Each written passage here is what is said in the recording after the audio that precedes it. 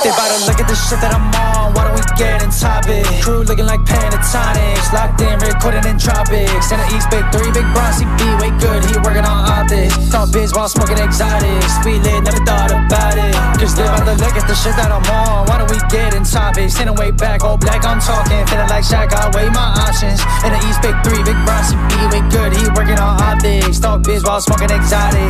It's saucy, all the project. What's up, what's up, what's up? RCR presents MSD Sports, and we back at it with another one. My name is Sam, also known as Bobby K. We got Mikey over here. We got Camden over here. We got Simba over here. And let's go, Mikey, introduce yourself, Mikey, introduce yourself. You already know what it is. I don't have the energy. My voice is losing it this week, but it's your boy, Michael John. Yes, Shout out to my brothers.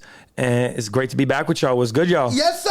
Camden, what's up? What's going on? You know who it is. It's your boy, Mr. Club Paradise, a.k.a. Camden Lee. And I'm with the greatest trio ever assembled, plus a little extra special, a little something. We actually last episode, we had a little bit of technical difficulties. Yes, it kind of might have sounded like the episode kind of just shut off immediately. It was one of those things.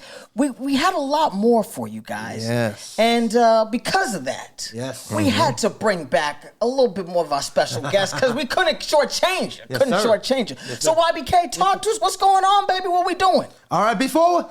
Simba, what's up? Y'all just forgot me. Nah.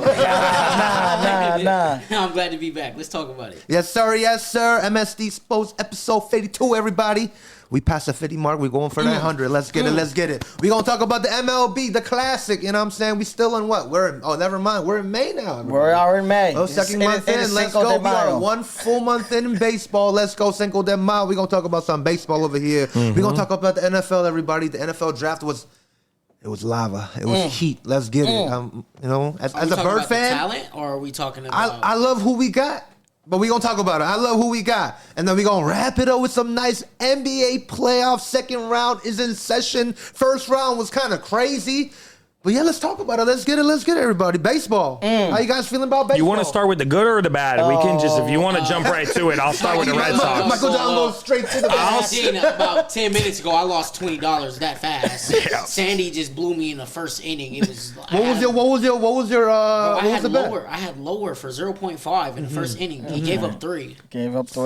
Mr. Sandy, come on, you gonna help a brother out. What happened? Come on. He gave up 3. Oh, and then my gosh. I think my boy Drew with the Yankees, he gave up 1 too. So and then I just went 8.5 for first quarter for Donovan Mitchell, and that went 9. So like my whole entire sheet everything went down to shambles. Cooked.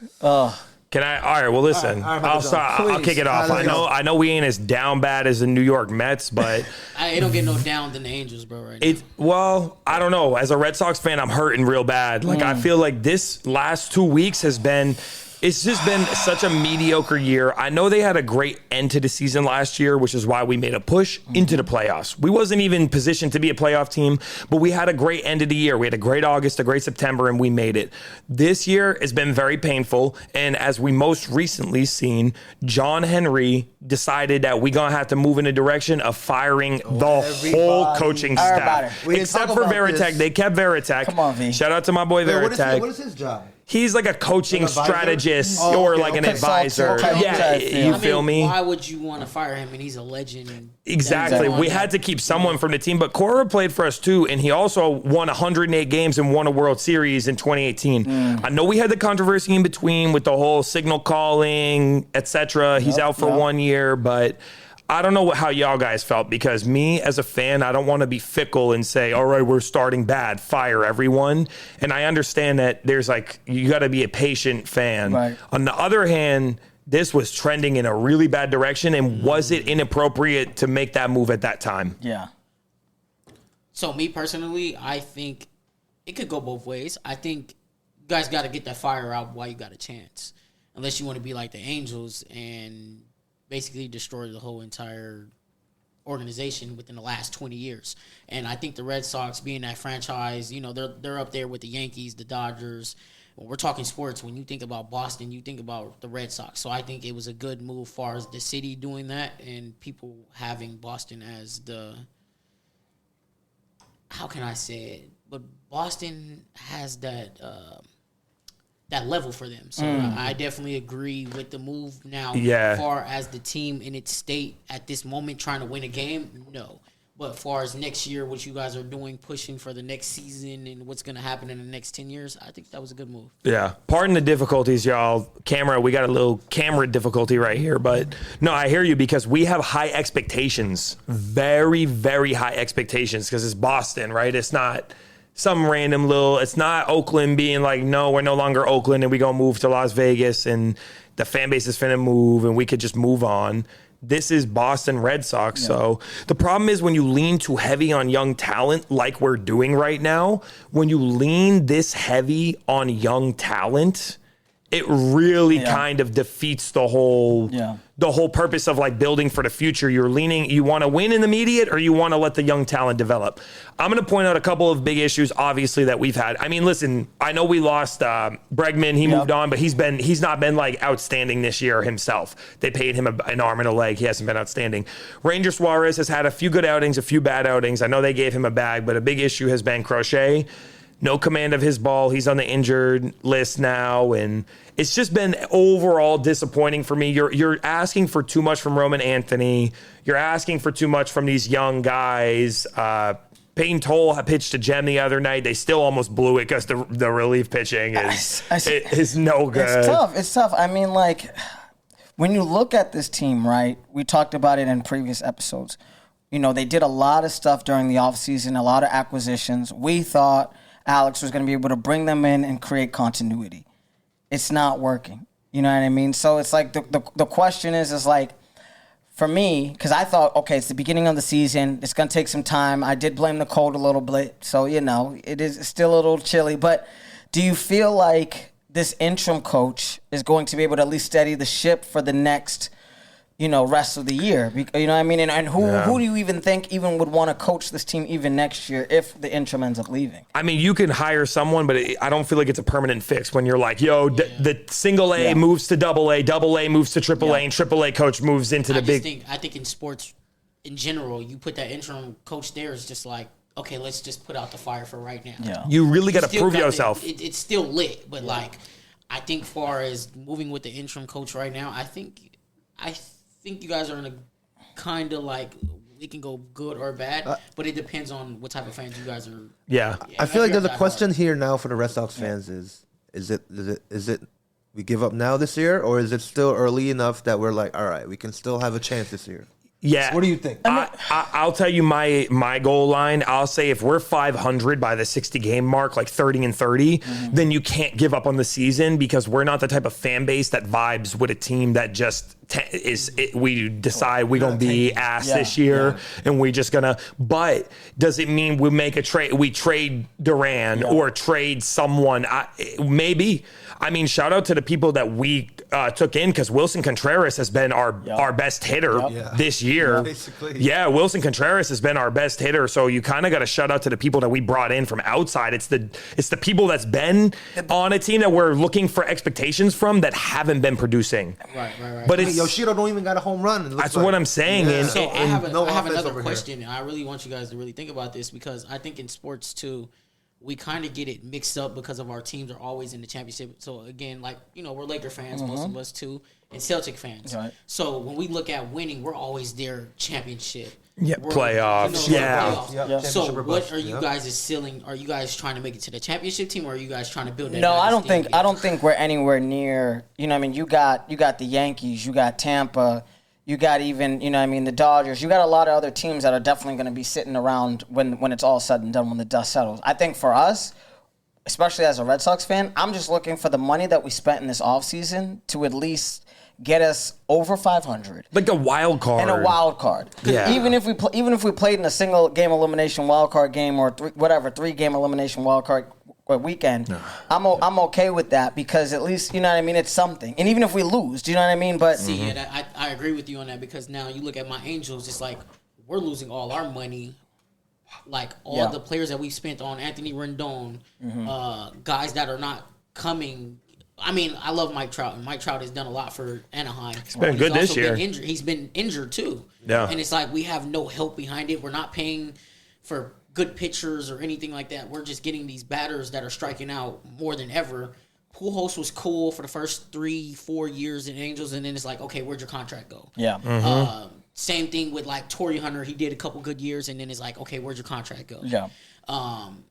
David Fletcher, same thing, had a good few years, and it's like, okay, well, where are we going now? And then Mark Teixeira, you bring all these guys over, and then it's like, we're getting all these vets, so all money was just missing. Yeah, that's what I'm feeling too. Like, you know what I mean? You got hit it like right on the head where it's like, hey, like you're bringing in these people, you're spending money on these people.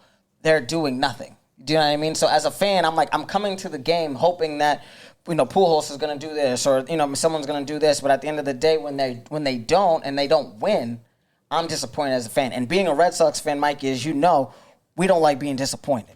No. Unless we know that our team's trash. Like we have years where it's like, hey, we're not spending the money, we're not catching the breaks. This is not one of those years. So is it the players or the coaches at this point?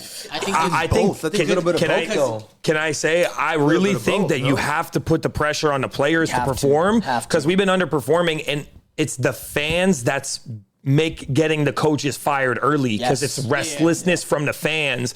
And of course, the ownership, when you're on the outside looking in and the fans is this unhappy, chanting at the game, sell the team, sell the team. And they're like literally Instagram yesterday, I'm looking down and they're like, hey, for the next like 20 games at the 5th inning, we want to tell Artie sell the team. And I'm like, crazy though, right? But how much pressure is that on the players that they have to? You're right. It's too bad. In the middle of rallying, you're down 2-1 in the 7th inning. You think you really want to hear that? Or It's completely fair. You know what? As a player, I can understand why maybe the motivation isn't there. I can understand why, as a Red Sox, Trevor Story, who had a great year last year, came out like, I totally disagree with the firing of everyone. That's not what you do when you're struggling early in the season. You got to think about the relationships that you're building with the coaches too. Exactly. I might have the greatest relationship with the coach, but the business time, like we all know, even goes back to like basketball. Phil Jackson was not the more people person there was. Only Kobe or Powell was able to go talk to him. Billy Belichick was similar. They said the same thing. Go in their office and just be like, "Hey, coach, I'm having a bad day."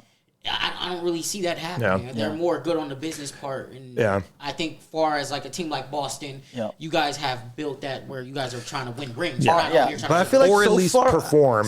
Exactly. Like so far in this month, like it's not like Roman Anthony, Jason Durant, Trevor Story is doing well. Right. You know what I'm saying? That's like what I'm said, saying. like, It's Wilson Contreras and Wilyer Abreu, who always plays good at the beginning of the year. But they're more like the side players, you know what I'm saying? Like the Durants, the Trevor Stories, the Roman Anthony, but are the ones that it's kind of exactly what you said, Simba, though. It's like it's unfair for the fans to put that sort of pressure onto the players to perform, these young guys to perform. So it's tough. I mean, it's tough. I think the Henry, John Henry is a very prideful man. In terms of, his teams, not only does he own the Boston Red Sox, he also owns parts of Arsenal. That's right. He also owns a couple other things. So for him, he's used Fenway to Sports Group. He's used to winning.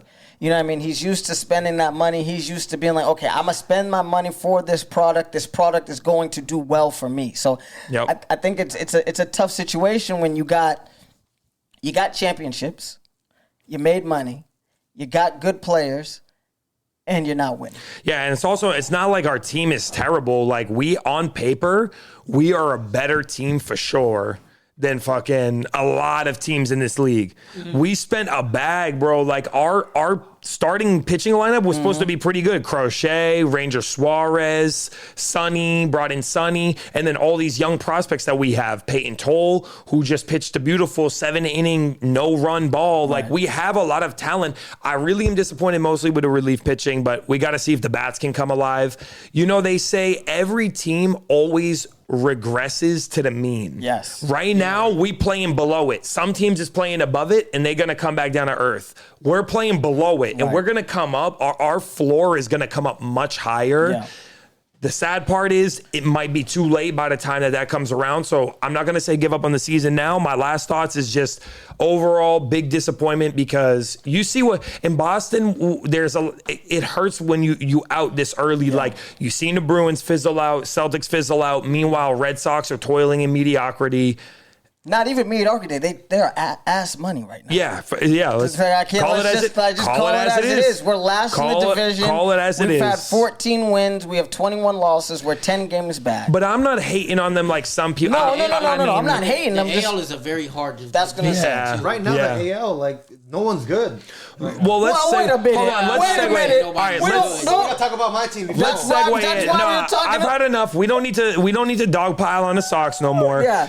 The Yankees is a good example of a team, on the other hand, in the division that's been performing well. And honestly, what's really led it is good pitching, but it's really having a consistency in the lineup and production from like Ben Rice. The production you're getting from him is incredible, but it's almost like, I don't know, they're shining under the bright lights, whereas like the fan base in Boston, where we're kind of whittling, you know what I'm saying? We fucking shrinking under them bright lights. So let me ask you guys a question, and I think this goes for any sport, but especially for like somebody like the Yankees. Yeah. They're not afraid to trade to get other pieces too, as well. And I think some of those teams like Boston, the Angels, they get afraid to trade away one of those little big pieces to gain 4 or 5 pieces out of it. And then you build from there. And I think the Yankees are really good at, like, they want to build. They're not, they're, okay, we can win now, but they are, I've never seen them. Well, the Yankee specialist, please talk to us. Speaking of consistency, our roster is pretty similar to last year's roster, but we filled these holes that we had. Like, I remember when Devin Williams last year were blowing these saves. Like, he had like 13 blown saves. Luke Weaver be losing these games, and I'm like, what's going on? But like what you said, Mikey, Ben Rice, the emergence of Ben Rice, everybody. This man is going, 1.2 OPS. He's leading the team almost in offense. Him and Judge are like Roger Maris and Mickey Mantle right now. Yeah, no, Ben Rice is on par with Aaron Judge right now. Yep. So Aaron imagine 14, like Ben got 12. It's crazy. So how many years do Judge have left? In his contract? Realistically, just playing baseball. How many years do we lean on Ben Rice as starting to be that step up guy to kind of push Judge out? Or I feel like it's not even the time to think about that yet. No. Not like, because Judge is still like in the prime for us right now. Mid-30s, right? I think so, right? How old is he? Like 34? Judge is 34. Yeah, he's got some years left. I mean, feel like he got like 2-3 years left of his prime, and then he'll go down. Yeah, but like, again, how long do we have that? Because it's like, when you have too many stars on your team and it's like building stars, somebody's going to want Ben Rice. Somebody's going to offer you some money. Right. Somebody's going to offer you something for Judge if you're not, say he, knock on wood, but he has like a bad year next year. Yeah. What's the next move? But I feel like in terms of like Yankee tradition and how we always did it, giving him the captain rights too, he's going to fill them 9 years with us. Yeah. He might retire. I think he's going to be 41 by the time he's done. I think he'll retire. He's going to, I don't think we're going to actually. trade him unless, no less, I feel like, even though I feel like Stanton, because I just look at Stanton, I feel like no one's going to want him. I look at you guys' roster, and I look at Stanton, Judge, Hill. Those guys have solidified themselves in this league. Yeah. So it's like they can retire right now as a Yankee, and nobody will talk about their their resume. Right. So it's like, but for them, for them, it's like they need that championship, right? Yeah. You come to the Yankees to win. So I'm sure for Stanton, he can retire for sure. Question: 400 plus home runs. When's the last time Yankees won? 2009. No way. It's been a minute. It's been a long time, everybody. Wait, the Red Sox won twice since then? We've won, I think, 3 times. I think what? Because that was what, A-Rod's second year there? I think we've won 3 times. No, twice? Was it, 2018? Wasn't that A-Rod's first or second year? And then 13 or something. 13, and then I thought we had another one. No, just those 2. You guys lost one too, right? No, that was the only one he was in, A-Rod. A-Rod didn't lose a World Series. He didn't lose the World Series. He lost playoffs though. But the reason I asked right now is because I was just like shedding some perspective, because as we go from talking about the disappointment for the Red Sox season, the truth is you could be the best in the American League East.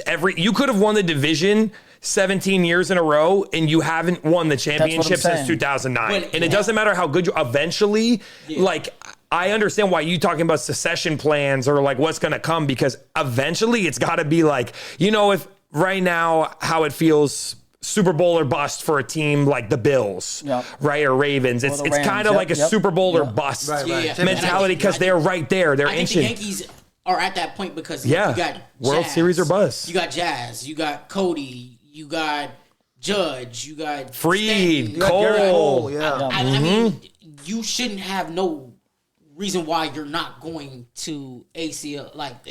Yeah, you should You're be right. at that championship every For sure. 2 years, every 3 years sure. with this roster. Right. And we've seen these guys perform at different teams. Of course, Jazz Stanton came from the Marlins. Yeah. And hey, it's the Marlins. But you guys came to a winning team. Yep. And a team that, they're very superstitious about mustaches and beards. exactly. So I think I give the Yankees 3 more years with this whole entire roster. If they don't win anything within the next 3 years, No, I totally agree. they have to. Remodel. As even Yankee fans, we talk about it too. It's like, why are we wasting Aaron Judge's and Garrett Cole's primes, and they've been in the Yankees for this long? Yeah. Like exactly what we're talking about. But I feel like the time bomb is ticking for sure. Yes. But For I sure. think you guys have done a better job this year compared to other years, because instead of being like, we're going to have 2 juggernaut hitters, powerhouse hitters that are going to be hanging up the lineup, you guys are focused on your pitching. You guys are focused on acquiring guys who've been able to do it under duress instead of kind of like that big name. And I know you were a little upset with our boy leaving to the Mets, but you know what I mean? I think with the plugs that you guys have put in, it gives Judge room to be Judge instead of having to look over his shoulder and wonder if I have to compete with this guy next to me because they're going to talk about it in the paper.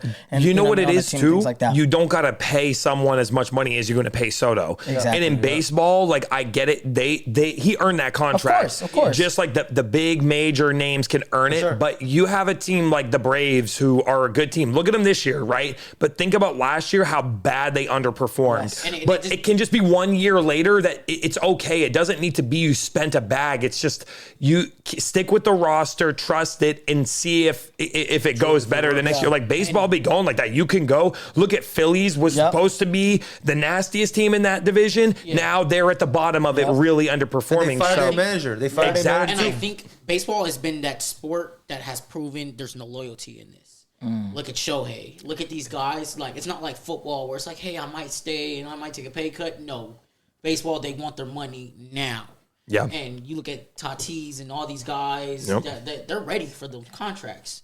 So we'll see how that goes. That's because you don't make no money in your first few years. Your first 4 years, you ain't making no money in baseball. Yeah, You broke as a mug. You under the control. That's what I'm saying. So then when you get a chance where you're like, I'm going to guarantee my life to make $32 million for the year for the next 5 years, I want every single penny. Yeah, but then when you got the Dodgers saying, I'll give you 244 for 12 years, all right. Come on. Even better. Even better. But before I want to talk about our pitching right now, about how well we're doing. Yep. on our Talk pitching to staff. us. Talk to us. Gloat a little bit more. Max Fried's ERA, he going, what is he, 4-1 with a 2.3. But I'm gonna give a big, crazy take right here. Okay. I'm going Cam Schlittler's going to win the AL Cy Young Award. What? 2026, baby. This baby is going crazy, everybody. Are we going to act like Jose Soriano again is still not with the Angels? I'm sorry, Jose Soriano. He ain't going He's going to get beat up soon. The Cam rookie- Schlittler is going to win. Last night he got beat up by Chicago, but we're not going to talk about that right now. Oh yeah, Murakami took him deep. He took him deep yesterday. But look, I saw that. check this out. But I'm gonna tell you. He did get AL Pitcher of the Month though. But Not the week. We can give him every month. Under We can one. give him- Under I'll give that one. to you every month. Under one.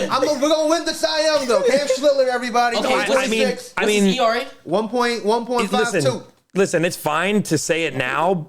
Like I would rather Sam say it now, like ride with him, ride it out now, because he's the odds-on favorite to win. But that's because Skubal just went out for his surgery. Right. That is true. Right, so he was the odds-on favorite, And nobody trusts Jose either. Schlittler has pitched the best through however many starts he's had, 5 or 6. Let's see if it stays true over his next 15 to 16 starts. agree, I Then agree. then we can ride with it now. I don't blame you.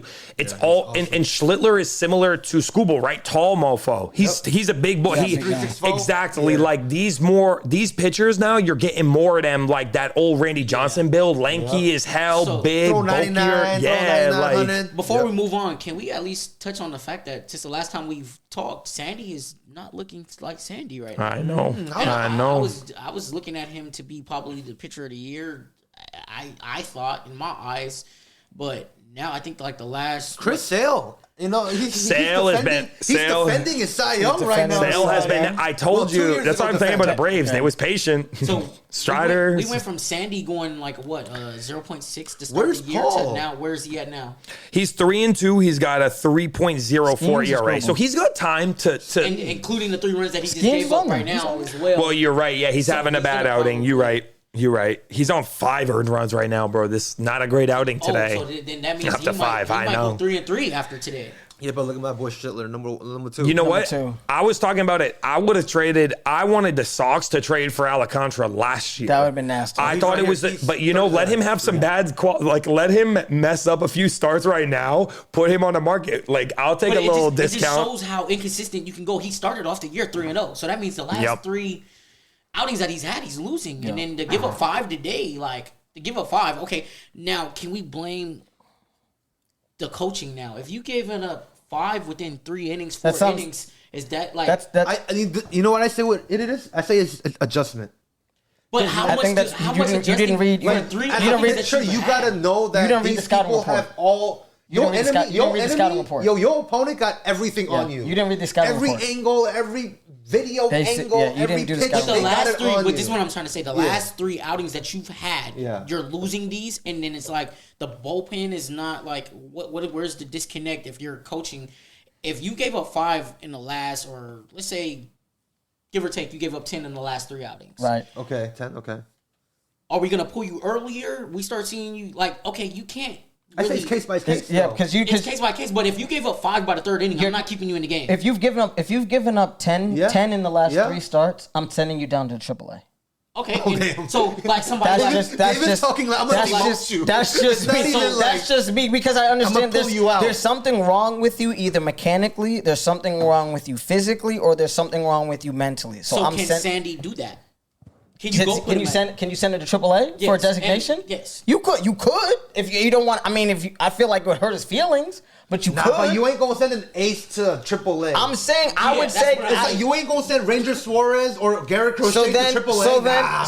So then what you'd have to do is Crochet's still in the rotation. Well, Crochet though might have to do it if he AAA designation. Hold on, let's just see after or Phantom IL. That I can depend after he gets off the IL. Let's see if he has control because I know that athletes have that. Pitchers can do that. You could win the Cy Young and next year have a losing record and have a 4 ERA, and then the next year all of a sudden you win Cy Young again. It's just how baseball is not. The consistency is a little bit different with a pitcher. So maybe Crochet can come back after his injury and look like the regular. You don't play every team. You play every 5 starts or so, or 6 starts. Exactly. Pitchers will do that. They call it a phantom IL, where it's like they put you in the IL. Not even you're hurt. You're not even hurt. You're mentally messed up. Yeah, you just chilling. Listen, man. If sometimes a brother, maybe his girl's messing with him. We all have heard about stories about that situation. Whether, you know what I mean, maybe you just had a kid. Maybe you're in a contract year and you're trying to figure things out. Maybe you have an injury and you don't want to tell anybody. Take 15 days off and let's revisit. Because clearly, whatever you was doing before ain't working. It's not working. So and I can't necessarily, with an ace like that, send him to the AAA. But I'm sending him, we're going to have you face some AAA batters for the next, you know what I mean, on the low during your pitching rounds. You know what I hear mean? you. Seeing how that goes. If these AAA guys are starting to hit off you, okay, there's a big problem. Yeah. So, you know what I mean? I agree. I agree. It's tough. It's tough. It's a long season. That's what I'm saying. It's long. There's a lot of games left for the storylines to change. Speaking of long seasons, bro. What's going on in these other sports with the drafts and what's going on? We gotta talk about that. Well, there was draft day was crazy. I heard. Did you hear? Did you? I mean, I heard it was wild. I heard there was some things. There was some things happening. So are we ready? Are we ready to transition into? All right, before we go football, I want to give my condolences to John Sterling. I was gonna say yes. R.I.P. He's been a 30+ year Yankee broadcaster. He kind of created the Yankee tradition when every time the Yankees win, ball game over, Yankees win. The Yankees win. He was famous for that. But yes, R.I.P. John Sterling. R.I.P. John Sterling. Are we ready? Are we ready to move to the NFL? But yeah, I feel like it wraps it up for baseball. That wraps it up for baseball. Yes, sir. I agree. So let's give a grade out for the draft. Where I'll go. Are you talking about this year? Overall, 2026. Overall. Overall, 2026 I'll go draft. B minus. B minus. And the only reason why I say B minus Okay. is because there wasn't a lot of quarterbacks. Okay. There wasn't a lot of running backs. Okay. I seen a lot of receivers, a lot of DNs. Yep. And I think some of the teams, what they were looking for, they had got or they already had. So, for instance, let's talk about Ty Simpson. Ty Simpson, you're going to go to a team that already has a quarterback. So not just a quarterback. who drafted Ty Simpson? The Rams. The Rams. So, Rams kept it quiet, tight-lipped. They traded up to the 13th overall pick to take him. Really? Yeah, exactly. yeah. So, right here. and then we know Stafford's going to be there for the next 2 to 3 years. Okay. Yep. And they already have Bennett from Georgia, who's But I don't think he's going to be there for 3 years. I think they know for sure he's coming back because at the end of this season, they was talking about Matt Stafford at least was saying, I might retire. I was like, you can't retire after winning MVP. yeah. I mean, but you just drafted 2 years maybe. But you drafted a quarterback 2 years ago. Also, too. Matthew Stafford's a free agent after this year. Correct. Dude, he's probably re-signed though. Come on, think about it. Yeah, but he's going to be like Aaron You Rodgers just had though. your best, but see, you just had your best year of all time, and you think they're gonna just retire? Would Matthew Stafford try to test free agency though? No. No? I don't think so. I think he's like, well, if he does, it's going to be like Aaron Rodgers, though. He's too old. He's not signing a 5-year contract. See, He's almost 40. Every team has a quarterback right now too.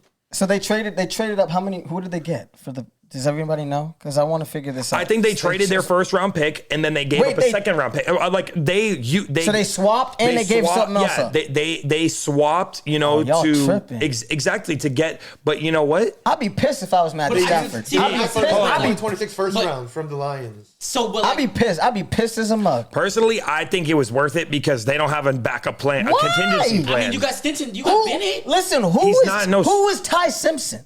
Who? He was the quarterback for Alabama. Who? He was the second best quarterback in the draft. Who? Tell me, hold on. Look at me right now. Name me any other quarterback in this draft besides the #1 pick, Fernando Mendoza. Jalen Daniels. No. Daniels. No, this draft. Hold on. Jalen Daniels. Hold on. I'll wait. You talking to me? Camden. You talking to me? Oh. Who else? Name one other quarterback. That's what I'm saying. I know. That's what I'm saying. No, but that's what my point was. It was a thin draft, Simba. That's all I'm saying to him because I know he's saying who will. What I'm saying is, or Ty Simpson who, but here's the thing. There's no other good quarterbacks in this draft, really. I didn't hear anything about Ty Simpson when we was listening to college.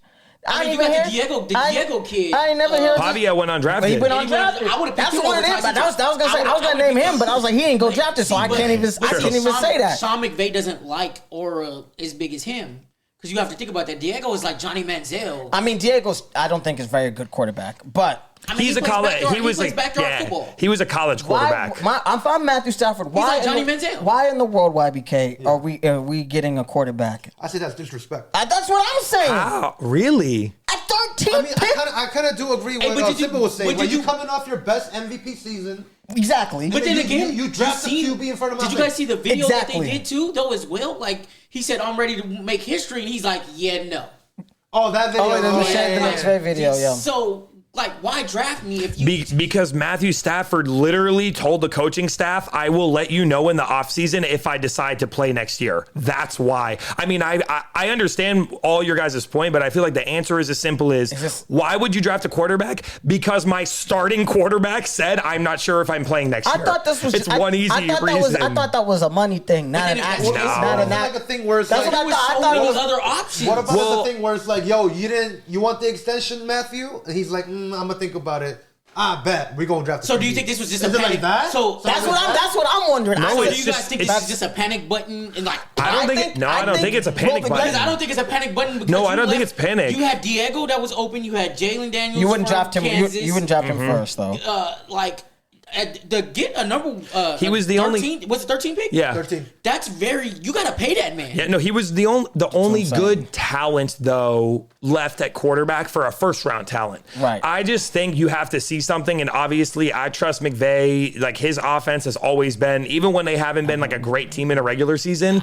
I feel like the offense is always doing something, putting up some numbers. And maybe that's another thing that Matthew Stafford owes credit to. Flashback 2 years. I know NFL is what have you done for me this year, but flashback 2 years and Matthew Stafford was not that good, was injured, and was like contemplating not playing no more. He says, no, I'm going to play, and then he's the MVP. So of course he's going to play a little longer, but it's like if we flash back 2 years, this conversation is so much different, right? I hear what you're saying. I don't think they're going to start Simpson right away, but Jordan Love, he was better because he waited 2 years to play. So what about like the kid? Did the LSU kid come out? Who? The quarterback out of LSU? Oh, I don't Garrett? know. I don't know. To be honest with you, I don't know. I see. Like I would have picked him over him. I mean, I don't even know a lot about the quarterbacks this draft. I am gonna lie, and that's what tells you why we see. But next year, like B- for this draft is fair because it's not fair. Like these star-studded Garrett went to the Chiefs. At what round? The 7th. Like, bruh, really? But you're not gonna waste a first-round pick on him. We took a quarterback. The Patriots took a quarterback too, from Texas Tech. Yeah. So it's not like, so I'm like, no, everyone can take a little stab in the dark. Listen, you got to have practice squad people, and you got to have, we got a quarterback. That's what I'm saying. You have to have a depth chart. I just think it was interesting that it was quiet. Although what I read was that they called up Matt the day of the draft to be like, just so you know, so they ain't. Oh, they did tell him. Yeah, they told. Okay. Yeah, they called. As long as you tell me. But the reason why they wanted to keep it on the hush is because they didn't want no one else who was plotting on drafting a quarterback in the first round to take the only other first round talent. But now looking at what we're looking at, you got Carson Beck, you had Drew out, you had Cade from Clemson. Those are some guys I know had a pretty good college career. I mean, listen, there was some talented those guys lead. Like Carson Beck was at Georgia. Drew probably had one of his best seasons at Penn State. What, 2 years ago? 2 years ago. 2 years ago. 2 years ago. Cade at Clemson. I seen him in the top 5 at one point. National rank.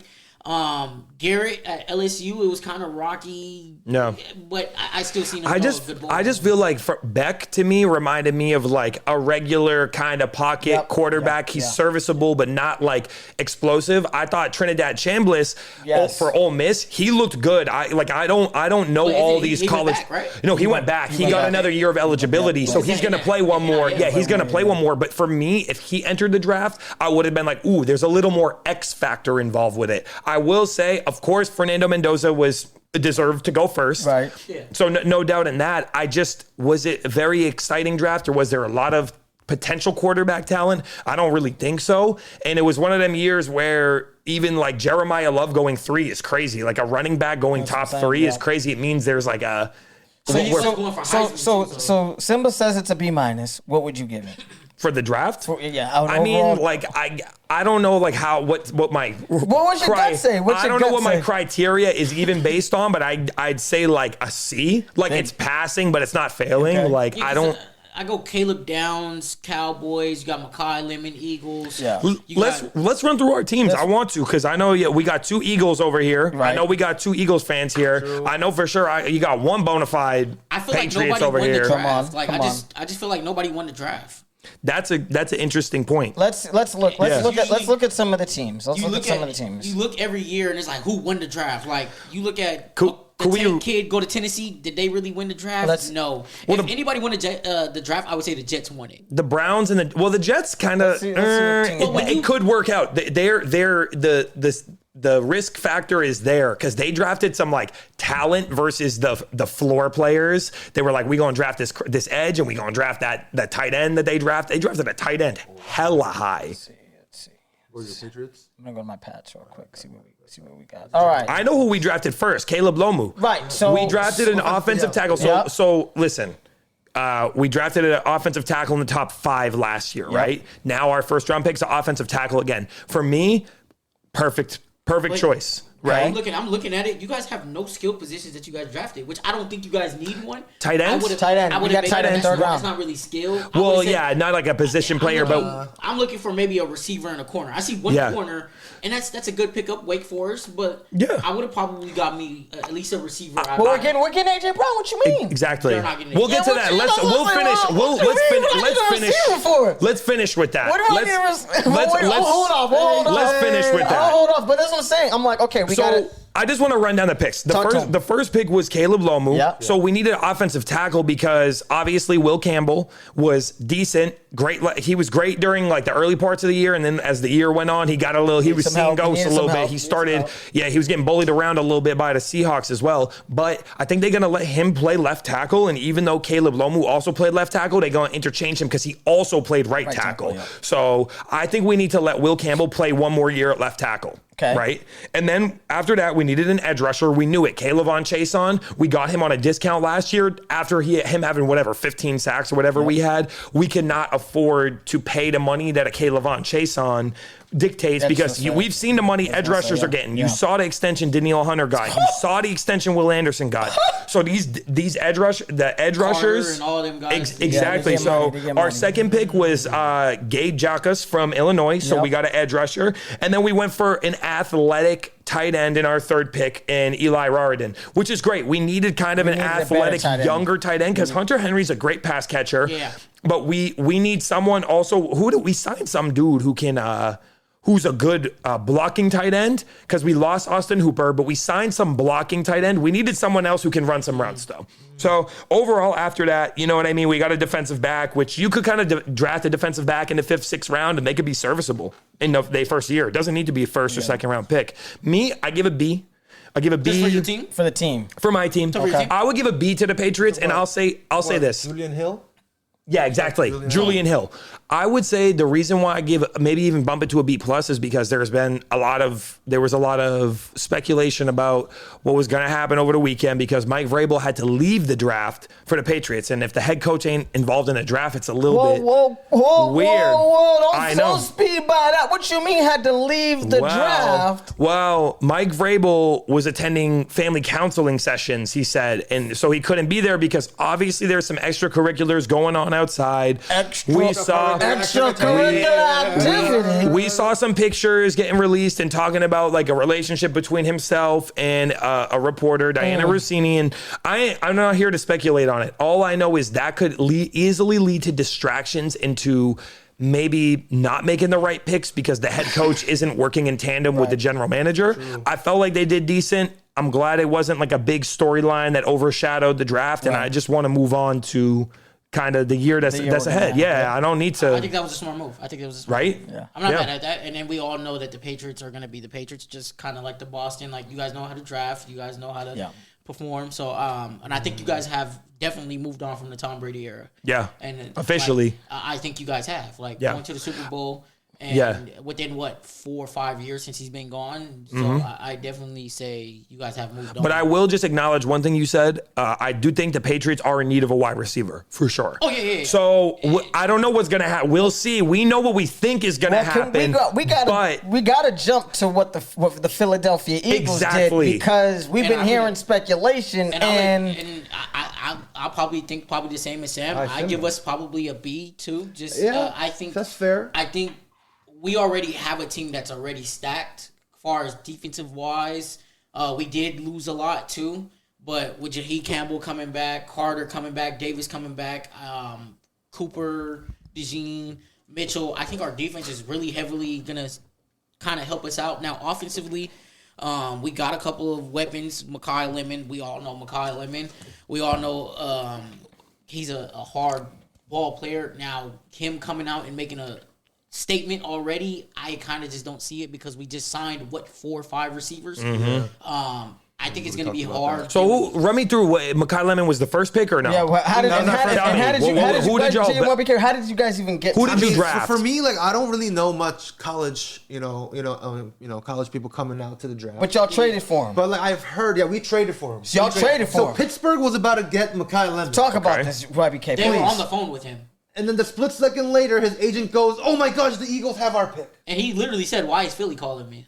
And then I heard that, and then Simba texted me, and then I heard that Mekhi Lemon is one of the best talents as wide receiver. He was the best receiver he was the best receiver. When I heard that, I don't know how you felt, Simba, but when I saw we got Mekhi Lemon, this kind of solidified that AJ Brown is gonna leave. Dun dun dun. That's how I think. I love AJ Brown. Don't get me wrong. I'm a Bird fan, But like what we just talked about, we got 3 other wide receivers even before the draft. Yep. And now I'm seeing like we drafted a first round as a wide receiver. Y'all traded up. I think up for a first round pick. Farewell to AJ Brown when the June 1st thing happens. This is what I believe, and this is honestly what I believe. Even if AJ doesn't leave this year, he'll leave within the next 2 years. He's not going to re-sign his contract. Okay, he's going to be a free agent after this year. So, and I sent you a couple of things throughout those last 2 weeks since the draft of things that other players have said, Shady McCoy, and they pretty much said the same thing that I said. Let's see how it works without Kevin Patullo. Yes, that's another different. Let's see how it. Let's see. I understand, and I think Nick is really trying to do his. Nick and Howie are trying to do their thing, trying to keep AJ around. Because if you put Makai with AJ, he's built like AJ. They move the same. They're not the fastest, but they run their routes pretty good. I don't see him and Devontae. Devontae's more faster, slimmer. He's a quick one. I think if you put AJ on one side and then Devontae and Makai on the other side, you're really going to be balanced. But then you got Hollywood Brown, you got Elijah Moore, you got all these guys that you just added onto the roster, and I think if anything, that'll make the team more dysfunctional because now everybody's fighting for that spot. But you know what's interesting to me is, do you think that was a good trade up? Especially with the Cowboys. Oh, yes, for sure. Divisionally, it's like it's weird for two teams to like help each other out a little bit because y'all traded. See, but they needed that too as well with Caleb Downs, and I think it's never been the problem of how we drafting. It's now how do they fit? Yeah, because coaching staff. Have many. We never had the star players that we have now, and they become star players while they're with the Eagles. So you got to remember the championship that we won against, your Patriots or whatever, but those were a lot of role players. Right. And Alshon Jeffrey was at the end of his career. Yep. Zach Ertz was like a veteran already. Yeah. Carson was injured. Nick Foles, we just signed him to Corey come back. Clements running like a 30-yard wheel route for touchdown. I know. So, and I think even our defense was pretty old as well. So I think it was the role, and Brandon Graham was kind of at the end, and I think he's still at the end. And who knows what he's going to do, but I think he's a leader on that team.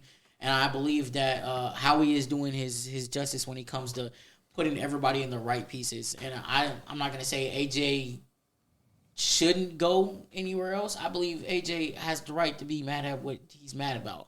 But you are a Super Bowl champion. That's true. You are. Number one receiver on a Super Bowl team. Still, exactly. I still think they still value AJ as that top number one receiver. If we were to go into the season right now and we got to play Dallas tomorrow, AJ will be starting for the Eagles tomorrow. Yeah. And I think they value him, but he does not value Jalen Hurts. And I think that's why he's saying. I don't even think it's Jalen. I think it's Jalen Hurts. At the end of the day, I think it's AJ and Jalen. I think they're starting to see Jalen's getting a little bit too many commercials. He's starting to ball out a little bit, starting to do a little bit too much on outside of the extracurricular activities. And AJ's like, listen, man, you ain't even focusing in the end time situations, in game. You're calling a lot of the same audibles, doing a lot of the same things. You don't even throw to him. You don't even throw to me, and then you want to feed me towards the end of the season just to pad the stats. I don't like it. I think that was just a shut up move because Kevin Patullo. We all know Devontae So you think became. Patullo shut down AJ from You gotta remember, limited Jalen you to gotta pass to remember, AJ then? And this is the National Football League. People are coming for AJ Brown. They want to double AJ Brown, just like when Antonio Brown was with the Steelers and Juju had that great year. Yeah. So we can't just put the blame just on Jalen Hurts and just say Jalen is just a bad quarterback. When he's getting doubled, Jalen might be making the right, He could be. I've seen the Eagles play recently, twice this past year, and Jalen Hurts missed on a lot of throws. But then again, he threw 4 picks against the Chargers in Los Angeles. Four interceptions and a game-sealing interception in overtime. We also seen AJ Brown drop 3 passes. I seen him do that too. I seen that too. So that's where I'm like, if I'm AJ Brown, I said, listen. I've seen the Broncos actually come 18. We won a championship. It was nice. It was swell. I'm ready to go. I don't think the problem is Jalen Hurts, to be honest with you, because he's performed well in the playoffs. Like, winning in the playoffs is really where it matters. Like, if you clutch, you clutch. And it could be Nick Foles did it. Like we said, it doesn't even have to be a starter. Right. I do feel like talent-wise, will it hurt in the short term to lose A.J. Brown? Probably will hurt for a little bit. Yeah. But y'all got Stowers, whatever. Yeah, you got an athletic, young rookie tight end. And you got Mekhi Lemon. And you got all these other good, serviceable Jahan Dotson still there. Elijah Morris comes. Is Jahan gone? Jahan's gone. Okay. It's Wicks now. Oh, okay, so then Dontavion Wicks, Elijah Moore, and Mekhi Lemon fill in, and you still have Devontae Smith. That all equals up to AJ Brown. It's not bad. With the Hollywood Brown will it hurt temporarily? Maybe temporarily will hurt, but I think y'all got to get back to you drafted a tackle this year. You did. You did draft a tackle. Yeah, Miami, trying to get that. You kind of got to get that line going again because you have even though kind of on the way out. The offensive line is decent, is good still. Don't get me wrong, but the run game wasn't the same as the pass protection. Mayada was out for a little bit. Lane Johnson was dealing with injuries. So those are two big pieces, and we know Jordan Lane's coming back, which is good. Jordan, he's gonna hold his. He holds his. Oh yeah. Lane Johnson, by far the best. Yeah. You guys had to pay a bag though to Mailata, which is crazy. And shout out to Mailata because he was one of those first players from the international program because he was discovered from like Australia, right? Or we just even got another guy from the international. I love how Nigeria. You are Bernard. I was like just about to say that. I like how that works, that program, and look at the way they converted him from Aussie football or whatever he was playing into American football. He's one of the best tackles in the game. So shout out to them for that. But you had to now pay him a bag because at first it was like for a steal, but now you got to pay him the bag. It adds up to like Jason Kelsey when we had Kelsey and stuff like that. So I think he stepped in right when Kelsey left. It was. Perfect. We needed that. How do you guys feel about this program and this international program I think it's great. about allowing guys to do tryouts and tests and then be it reminds me of the NBA. Suppository picks in the NFL draft. It reminds me of the NBA, and I think some of the for the NBA we got to say the last few MVPs have been those guys out there. So I think when it comes to football, it's pretty much the same thing. We might never know who we might get. We might get a quarterback from freaking Columbia or something, and he might sling that thing. Well, I wonder if because of obviously because of your background, flag football.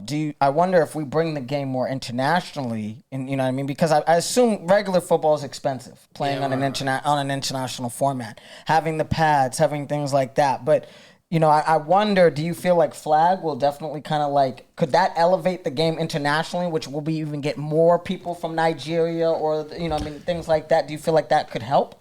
I mean. Don't take this the wrong way, but we're still the best athletes here. Right. And I think when you guys have people like us who grew up like with the Willie McGinnis, the Snoop Dogs that we've been playing since we're 7 years old, it's not like basketball where you can start like Giannis at 15 years old and then it's like, okay, you're 6'7" or 6'8" at 15 and then just start being good. No, football's not one of those sports where you can be 6'3", 220 and run 4'3" and still get drafted. No, you have to be good. You have to catch too. Yeah. You still have to be able and not to say it like this for Giannis or anything, but Giannis doesn't have the best footwork in the league, but he has something to get away with in the NBA where he's full speed or but he can't shoot. So linemen, you feel like definitely, but in terms of actual skill positions, we're just too evolved. Yeah, but these guys are 4'3". They're hitting. They're strong. Yeah. You know what though? Don't you think? I understand why you asking because the thing is a kid on anywhere in their little neighborhood in a lot in the grass field on a cement lot, you could just throw the football if you have a football. It's why why you think soccer it's easy because you just put 2 sticks. Yeah. That's my goalpost. You put 2 sticks here and there, and then you have a ball, and now I can play soccer. Right. And you're right. American football, since you have to wear the pads and everything. Everyone can't just get a field a nice manicured field and play on a 100-yard field, but you could get some just 2 little flags to put on and start playing. And that's what I'm thinking. I'm even people might we watch. talked about last episode. He started playing flag when he was really young, and it got to him when he if he was like we said before, if he was 6 feet, 6'1", this man be in the league right now. So it's that opportunity. It's okay. I wonder if you gave some. kid in Uganda or Nigeria or Sweden or Germany, and you put some flag footballs on, some flags on them, and said, "Here's a football. Do we think we could possibly?" But I do hear what you're saying. Like, see, but that's the thing. It's already been happening now. So Uganda and all those guys do have national teams and starting to go. Like my boy Charles, who's with USA, he's like part of. Like he goes back home, his people are African and stuff like that. Right. Shout out to Charles, but like him going out there because that's where he's from, and stuff like that. Like his dad and his people and stuff are like from that area, so he goes back there, shows them the game and stuff like that. So I definitely say like, but it's still someone skilled, like He knew the game, so it's like that. Even that knowledge is something just that knowledge going out there. It's fire. For sure. It's fire that it can just bring a new game international, like just to make it worldwide. And like you said, like some athletes, like listen, we watched UFC a few weeks ago here, and there's this heavyweight fighter, Josh Hokett. Right. He got drafted by San Francisco and made practice squad for a couple teams. Couldn't quite make it to be a starter in NFL. So boom, he became like a UFC fighter, and that boy now is in like the top 5, top 10 ranked. You know what I mean? You can't just like take someone who's an athlete in another sport and like go in to play football like opposite. You feel me? Like you got to learn the game. There's a lot more too. There's guys like that. Like so, we think about like Steve Nash who played soccer, and going to basketball, and he was good at both. Kobe, soccer, like a lot of those guys, Giannis, soccer, like they have another sport in their background. Now, are they good at that? Yes, for sure. But I think too money being involved. Because in the States we have a little bit of money get pushed behind you. They have resources, you have higher resources. Club basketball you can get that exposure and stuff like that. I think those do matter. The IMG academies, those do help out. And I think even like Serena Williams and Venus, they went to like IMG academy. So I think, far as moving into the international, I think it'll get there. Yeah. I just think they need a little bit more resources. No, because it's cool. Because I remember, I saw the clip of, him calling or the Phillies called him. He said, "Oh, do I have to walk there?" He's like, "No, we're gonna fly you. We're gonna fly you out. We're gonna develop you. We're gonna get you right. We're gonna set you up." So I think it's a wonderful story. Possibly change lives, change a city or a small town that these guys are from, where they be able to send money back, things like that. So I just think it's a really cool story. It's a really cool idea, and I didn't even really know that they were doing this like that in the NFL, like they're doing in the NBA. YBK, you still haven't said what you felt about this draft in terms of your Phillies, and then the draft overall. How would you rate that? And then I'll give my final take. Overall, in the NFL draft, I'll give it a solid B-. I agree with Simba. I felt these two kind of low. But overall for the Eagles, though, I give it a nice B to a B+. Let's see how these youngins, shape up with us. I'm very excited for Mekhi Lemon and what he can do. He kind of, even in the interview, he kind of showed some of his personality. Yep. So let's see if it, becomes a dog or not. Let's go. Yeah, I think these are definitely the draft of depth. That's how I think about it. And then I also think about the Freddie Mendoza, Mekhi Lemon draft. If these guys in the next 5 to 7 years, if Mekhi Lemon is like better than T. Higgins, maybe not as good as Jamar Chase, or, a Freddie Mendoza is a little bit better than Andrew Luck in terms of longevity, but maybe not as good as Peyton, I think it would probably be a better B. But right now I'm saying C-, because most of these guys, it's like I don't. Interesting, because you didn't even mention Jeremiah Love, who was kind of the rawest, the most boldest talents in Saquon to get drafted in the running back position. Running backs who get drafted in the first round ever turn out amazing. The last time it happened, it's a. That's what I'm saying. Famer, I think.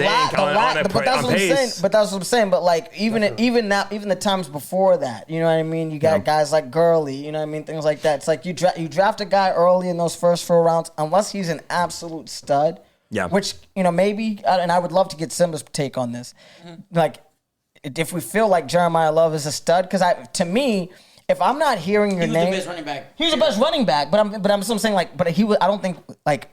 If he was the best player in the entire draft, I would feel like, okay, cool, you going 3 makes sense to me. I don't see running backs going number 1, number or 2 or 3. Yeah, okay. Out no more unless you just winning Heisman. And then you got to think about like Mendoza won a natty with no losses. That's true. That's true. I mean, Love has been there for 3 years. He's been pretty much the rushing king every year. Notre Dame, they have taken some big losses, but Fernando Mendoza, he's changed college football. Yeah. And then coming from Cal, and then going to go win a natty over at Indiana, that's a huge yeah. I just think it's interesting that we've never had doubt about Jeremiah Love. Like, we've never had doubt about him. Wow.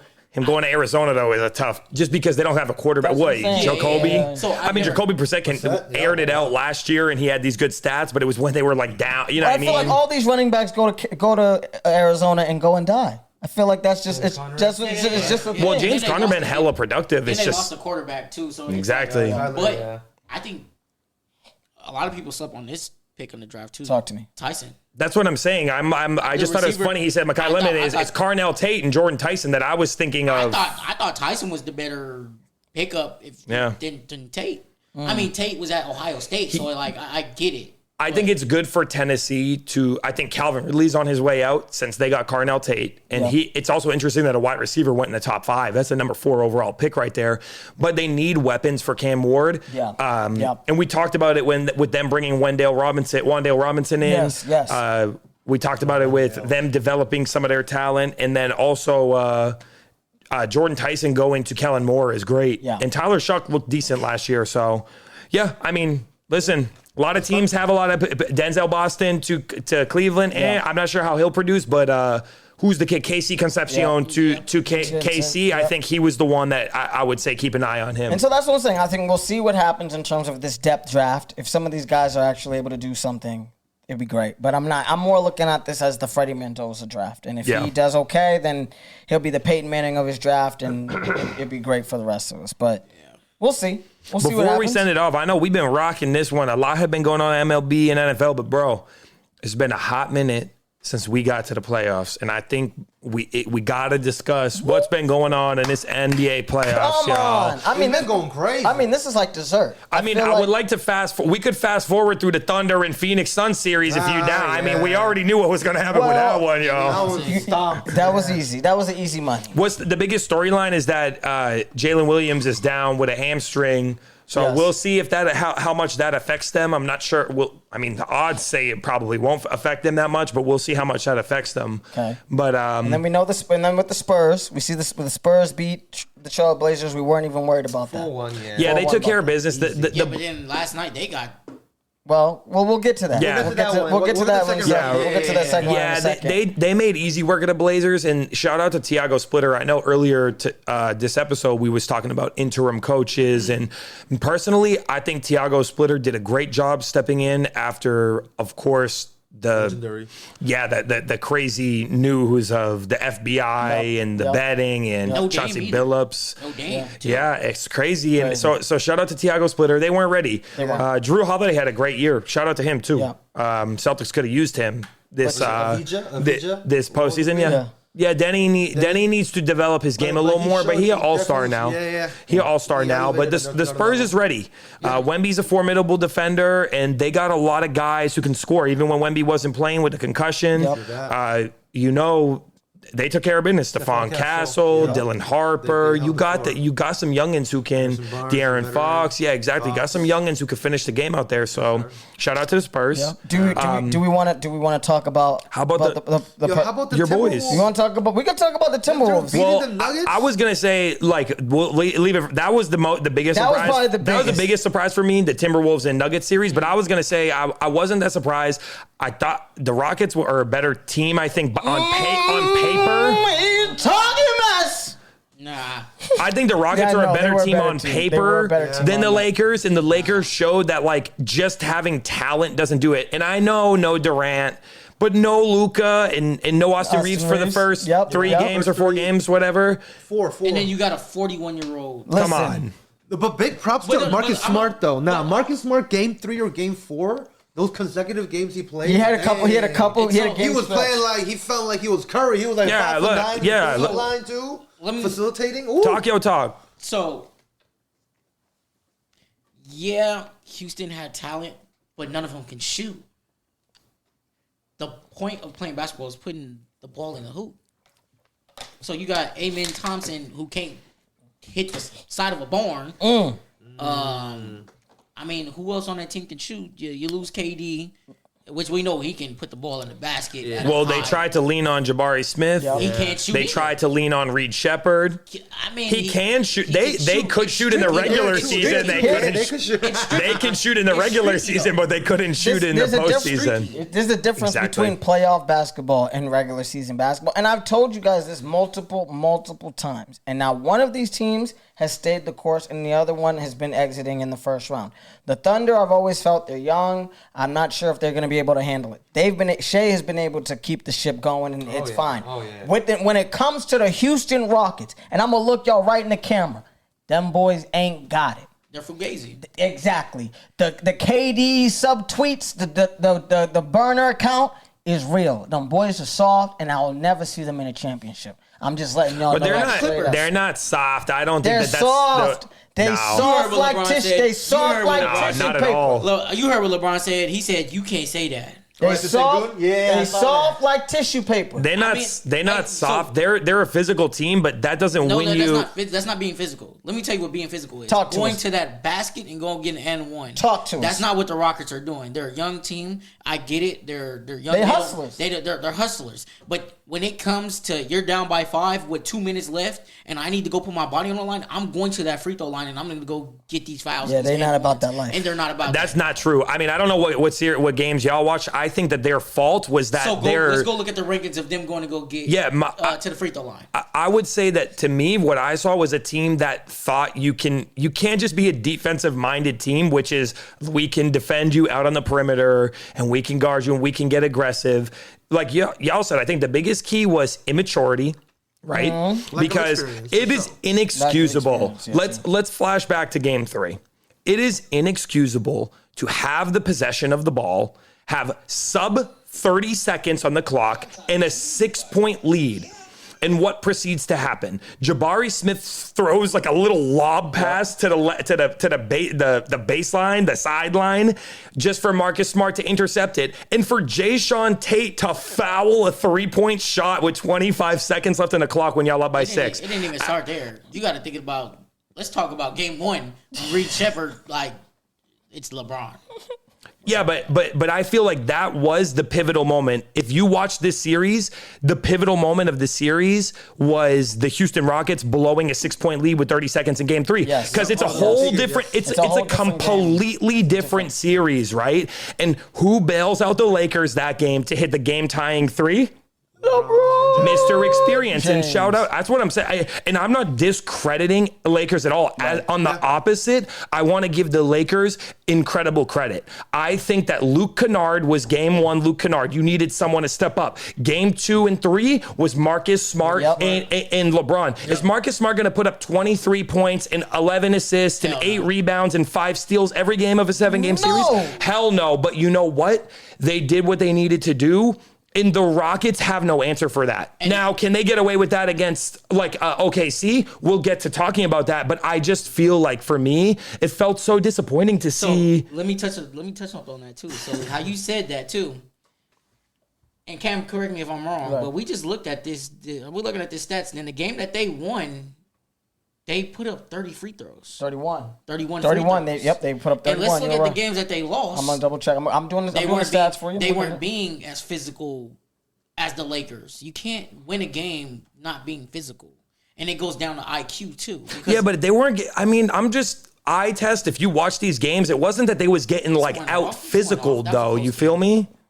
It didn't feel like they were getting bullied. It just felt like they just didn't have no IQ and they couldn't hit no shots. Yeah. Because everyone who needed to hit a jump shot, like Şengün ain't no jump shooter, and Reed is their only. why are you taking Reed's that the only shot? true shooter. I feel like that they had. But when you're already in a 2-0 hole or 3-0 hole, Reed Shepard ain't shooting you out of that hole. See, but that's to start a game, Şengün, why are you taking a 3? Well, you know what? Sadly, it's because they had no one else to take it. But you're right. Yeah, but you're right. If I'm him, I'm getting to the block. I'm playing old school ball. Trust me, when we get to the East right now, we get to talk about the Celtics. We'll talk about being physical. We're going to talk about what it means to, because trust me, I witnessed it more. If I watched every game in that series. The truth is, I didn't watch every single game beginning to end for the Lakers and Rockets series. I watched game 1, game 3, game 5, and game 6, right? I missed 2 and 4. I didn't watch. I just watched the highlights. But from what I seen was just an immature Rockets team and no Fred VanVleet, so no veteran presence to bring the ball up the court, no one to run set, half court. In the playoffs, when you get to watch half court sets that many times, the team who's able to run a pick and roll better, who's able to run some screens for their shooters better, is going to work out. How did we feel before we move on to the we'll finish up the West and we'll move on to the East. How did we feel about the way Kevin Durant was ruled out in the game 1, game 2? Yeah. Because I felt like it was very last minute. I think it was more of like, how do you feel? But then again, I think he knew that it was just like he wasn't playing. Do I want to do this by myself? Or was it like, is it worth it? I don't. That's why I'm like, is it worth it? Am I going to do this by myself? Because it was kind of weird. Should I drop 35, 40 and like try to push my team? Because it was kind of weird to me. I felt like normally that a player's not playing maybe like 2 to 3 hours before a game, even 4. But I felt like, even the first game of the series, him being out an hour before game time or maybe 30 minutes before game time, I was kind of... You know what? The injury for game 1 was the lingering knee injury. The injury for game 3 and on was the injury he sustained in game 2 when he returned, the ankle bone bruise on his ankle. Okay. So in fairness, this is what I'll say about Kevin Durant. I saw him tear his Achilles because he was willing to try to carry Golden State. He didn't want to hear the chatter about he ain't a dog, he ain't willing to play, and he played on a bum calf and then tore his Achilles because of it. So I'm not going to sit here and say that KD was like, I quit on this team and he sat out. I won't say it just because if someone else wants to say it, that's fine by how you viewed it. Everyone, it's subjective. Right. I don't think that he tried to. Now, him not being on the sideline because he was getting like treatment that game, I understand what you mean when you said earlier about we're looking at KD about like he's doing the sub tweets on the burner account and that's the personality that you see of him. Me, I see a real competitor, but why wasn't he on that sideline with his team? He's the veteran presence. You have to be there to like will them on these. That's where I feel he has a contract here, right? Yeah. That's why I feel like it's a little fugazi to me. Just because I'm kind of like, we already had earlier in the season with. I think he was just kind of like, even if we get through this Laker team, what do we have? I'm gonna play. He's tapped out a little bit. I'm gonna have to go play Shea, and this. You got one more, and then you got a player option. You got one more. You got a player option. Here's a player option, which he'll probably accept. Yeah, so a lot of money. It's a lot of money. $46 million. So the Lakers took care of business. Yep. Shout out to us. Yep. Made it to the second round, and then we had the most interesting note because I was completely off in terms of my predictions. Denver and Minnesota. Yeah, I thought I was completely off. How do we feel about this? YBK. Ant's out, hurt, and Michael Jordan's favorite guy, Jaden McDaniels, decides to tell them, 32 piece. Y'all are a bunch of tissue paper. None of y'all old mugs can guard me. None of y'all play defense. We got Jaden Daniels. We got Jaden Daniels. They got Jaden McDaniels. Legendary. 2 years later, rings true. Shout out to the T-Wolves, though. How did we feel without about their this? leader? I mean, let's go. In my opinion, this series was one where one team was clearly more physical than the other one, and it bothered Jokic to be pushed off the block. That boy's 3-point shot has, for the first half of the year up to All-Star break, he shot 43% from the 3-point line, and I think for the rest of the year after that, he shot like 20%. But he also lost one of his best shooters, Cam Johnson. He lost. Cam Johnson was out, Peyton Watson was out, everyone, Christian Brown was out, everyone was out at one point. Did Cam get traded before that? No, he's back. They got him in the offseason for MPJ, for Michael Porter Jr. So they had him all year, but their lineup wasn't quite healthy all year. Yeah. But there was no excuse going into the playoffs, and it was actually the opposite that happened. It was Minnesota who was the ones dealing with Ant going down in game 2. Yep. Was it game 2 or 3? Game 2. Game 2, Ant went down with a bone bruise on his knee and a hyperextended knee, and sadly Dante DiVincenzo, who was their starting shooting guard, and also who hit like 200 273 shots this year, was top 10 in the league in 3 points made, goes out with an Achilles tear. 4 players in the last 2 years who wore number 0 tore their Achilles in playoffs. Insane. So just a little crazy we ain't wearing 0 over here. Tatum, Halliburton, and now Dante. But is Hallie even like scheduled to come back on time? He'll be back next year. No, I mean him and Dame missed the whole year. Yeah. So I'll mourn over my boy in a second over that disappointment. But I think the storyline of the Wolves was that it was like next man up could do it, and there was a lot of complaining from Jokic, and he was getting bodied up by Gobert. Can't really blame Jokic because Jokic was, in my mind, I would rate him good. Right. He needed to be excellent. Correct. You know who was an all-star for the first time in his career this year, but was kind of a no-show in the clutch moments? Who? Jamal Murray. I think Jamal had a great year this year. Yeah. I'm not gonna give him. I think he hit that wall of I'm tired. I think so. Yeah, I'm just tired. Man, 25-7 fold. That's not bad. It's his first year ever being an all-star. Believe it or not, it was his healthiest year since the ACL. How stacked the West is. The West was rough, dude. The West is. Yeah. If we really want to, not to get off topic or anything, but like, let's talk about all-star voting too. Like, all-star voting is getting a little difficult now because of just you got Kyrie on the West now. You got who else? Derek White. Curry. Like you got Derek Kyrie. White, you got Steph Curry. Still, you still got Game. It's definitely. Now, like, it's definitely stacked. I'll say I feel very disappointed in Denver because I felt like they had a lot of continuity and made moves. Like they picked up players to try to bolster the lineup, whereas the Timberwolves were like, we're going to stick the route we're going on. They didn't make no splash signings. They didn't. Minnesota made it known that they weren't going to make any moves. They said they knew that this team, we've been making it to the Western Conference Finals. So what are we trying to change for? And you know what? The one move they made for Ayo Dosunmu, that boy dropped 43. Yes. That boy dropped 43 the game after Ant was gone to carry them to a dub. And I was like, what is going on? I'm not surprised, though, because last year Timberwolves were the 7th seed and took out the Lakers in the first round too. Sure. And they got continuity. So shout out to them. Rudy Gobert been doing that thing. I think they have the number 1 defense in the league. Yeah. Oh. You think so? Well, I mean, because look, you got Rudy down there. He's gonna protect the block. And Randall is at 4. Randall's at 4. Nas Reed is coming off that bench, and he's a best. Dante, he's not really known for his offensively. He can shoot the ball. He's a 3-point shooter, but he's a 3-and-D. 3-and-D. And Anthony Edwards, by far, probably the best defender as a guard besides him and Shea. DY.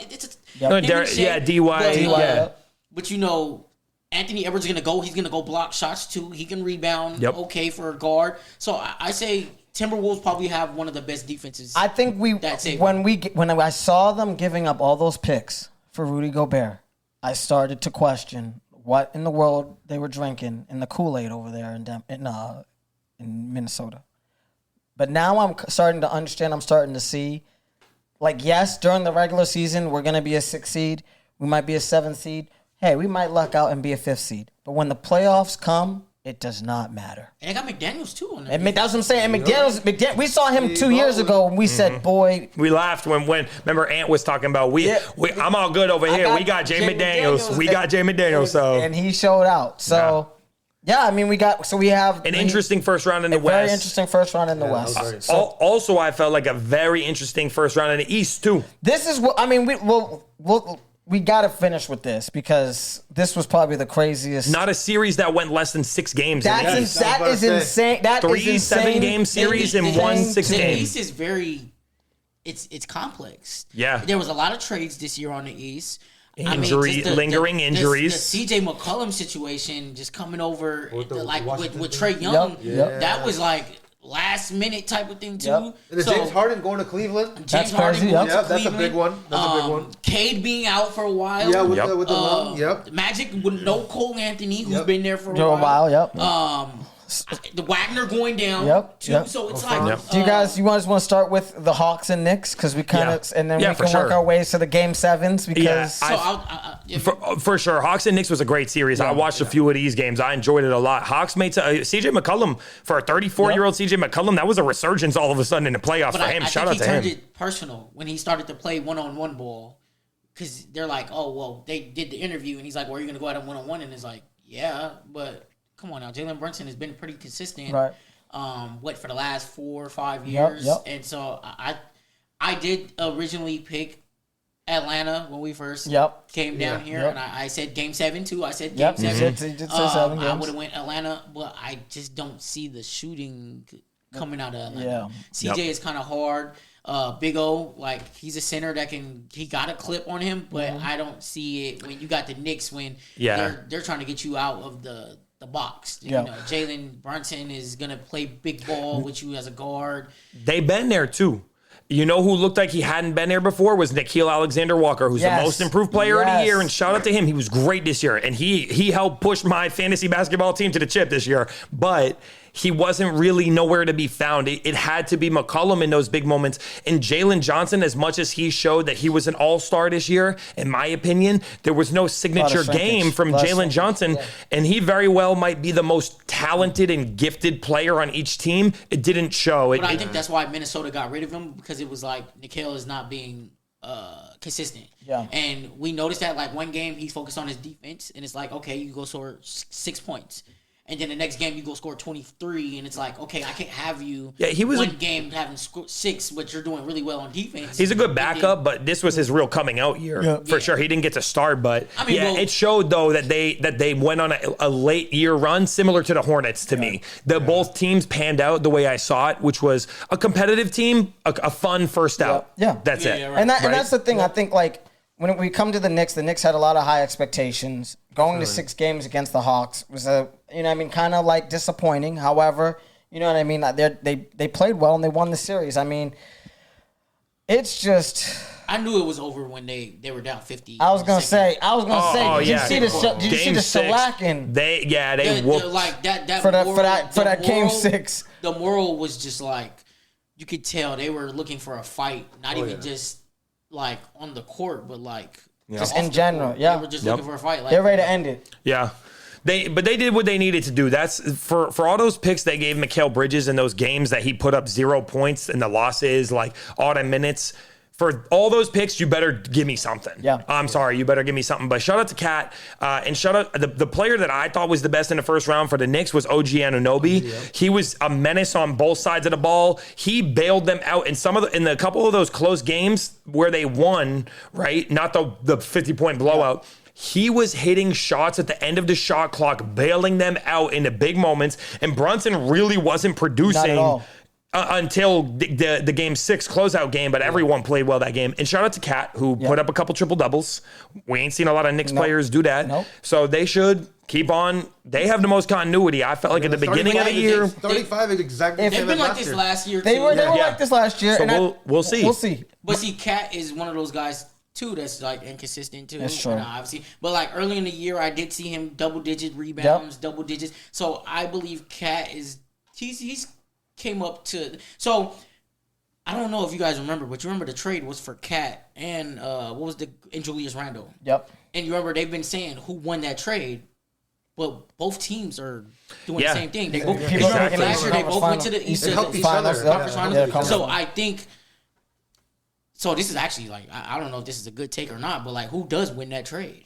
The question is, here's the thing: if the Knicks make it to the finals before they both got an A+ out of this. Minnesota makes it to the finals, I think the Knicks win. Great point. If Minnesota makes it to the finals and beats the Thunder to make it into the finals and plays a Eastern Conference team, the Thunder win that trade hands down.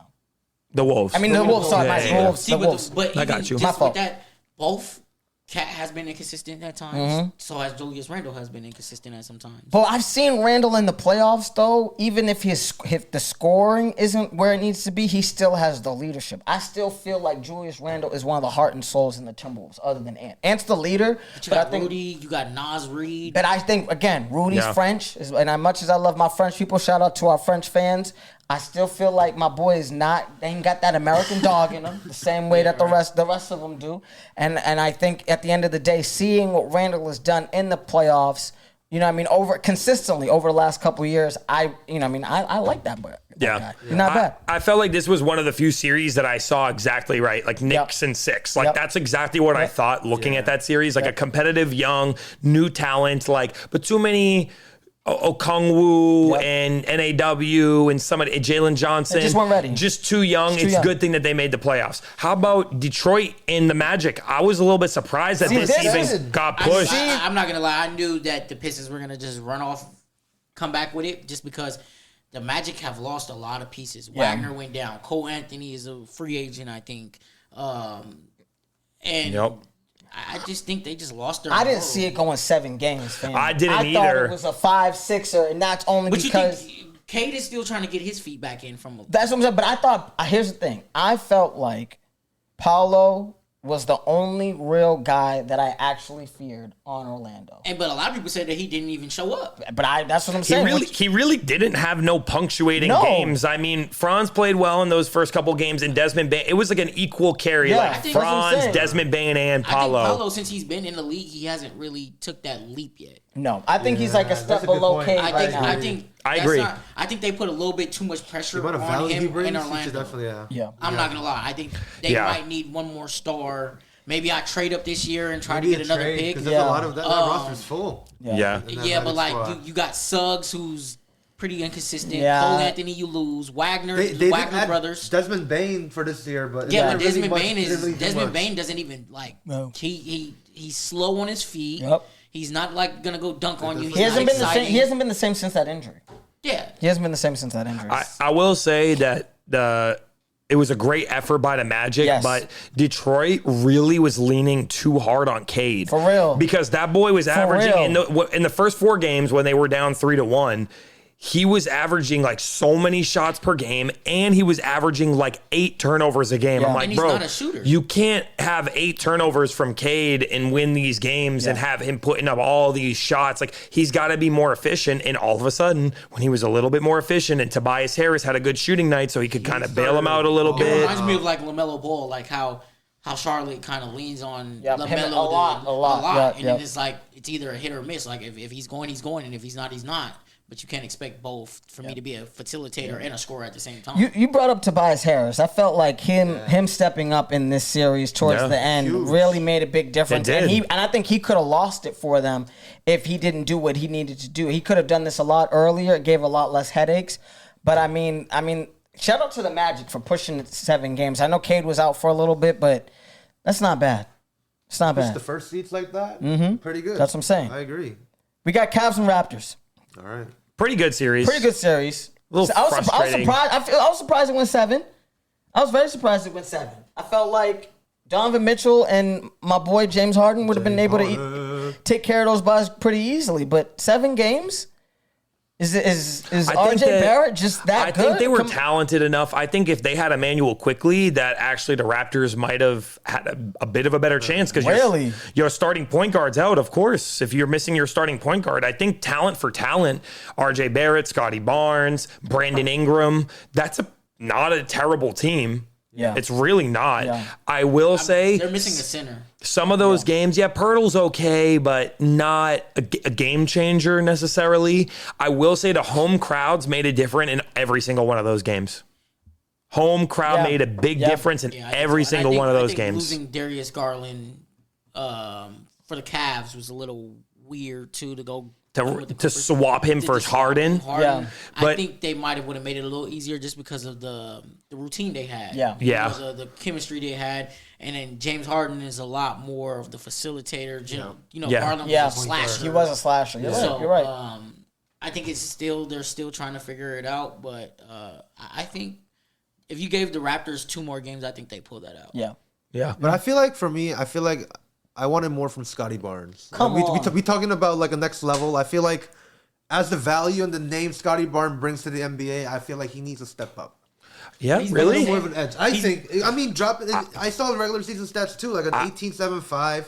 I feel like I need more from that too. Yeah, but he's a two-way player. I mean, at least from the games I watched, he was the best player on the Raptors this series. Although, shout out to RJ Barrett for hitting the game-winning 3 with the crazy bank shot. But from the games I watched, I thought it was head and shoulders, no, he was the best player on the Raptors. Although Ingram's a good shooter and a good scorer, right? And not to cut you off, but isn't RJ from Canada too? Yes, he is. So he's Canadian. Okay, he's a Canadian boy. Well, He's a Canadian boy. But Scotty Barnes plays both ways. He is the best player of the team. He plays both ways. Do you guys think if Pascal was still on that team, do you think they win that? Siakam? No, I mean I feel like it's equivalent. No, I think they rebuilt that team pretty good. They did actually, I like They're young. The chemistry of that team and the composition. I think if you get an upgrade from like Javon Walker and Jamal Sheed, and shout out to them, they played fine, but. No Emmanuel Quickly. You need Emmanuel Quickly to be playing too. Your starting point guard's not playing. We saw the difference it made how many minutes are these guys getting too? Can you look at that up, Sam? See how many minutes that Sheed and them are playing. Sheed played 36. Yeah, no, we're talking about starter minutes. Yeah, you're expecting 36 minutes of exactly a guy who really wouldn't start on a different team. Exactly. So I feel like it was a competitive series. I was frustrated with the Cavs for not closing it out. In sooner than 7. Yeah. But shout out to Harden. He only really had a bad game 7. Yeah. He kind of played pretty good in all the other games. It was Spider who was a little bit quiet in a few of those games. I was a little surprised because he's usually popping off. But you think Harden shout out to them. Shout out to them. Like what you just said, like Spider is always like that playoff Spider, you know? Yeah, I feel like we saw who y'all did. Y'all see what happened in Game 7? Who the hero was for the Cavs? No, it was Jared Allen. He had 22 and 19. It was Jared Allen who was the best player, and him and Mobley. But that's why the big guys are going to come into it because when they if they can make it past this round, then they'll be all right. We'll see if they can match up with the Knicks. Because the Knicks matched up with the last team, who I think not a lot of people saw this one coming. Listen, guys, when they was down 3-1. Listen, guys, I know my boy's wearing the hat right now. Philadelphia broke their curse finally, huh?